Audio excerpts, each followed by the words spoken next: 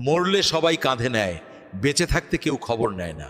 এটাই নষ্ট সমাজের আজকের কঠিন সত্য। বর্তমানে মৃত মানুষকে কাঁধ দেওয়াকে মানুষ যতটা পুণ্যের কাজ মনে করে, ঠিক ততটাই যদি জীবিত মানুষকে সঙ্গ দিত, কিংবা সঙ্গ দেওয়া বা কাঁধ দেওয়াকে পুণ্য বলে মনে করত, তাহলে এখানে কেউ দুঃখী থাকতো না, সবাই সুখী হয়ে যেত, সবাই ভালো হয়ে যেত। কারণ সহযোগিতাতেই জীবন চলে। কারণ আমরা হয়তো সঙ্গী পেয়ে জীবন পেয়েছি, কিন্তু জীবন চলবে। মরলে সবাই কাঁধে নেয়, বেঁচে থাকতে কেউ খবর নেয় না। এটাই নষ্ট সমাজের আজকের কঠিন সত্য।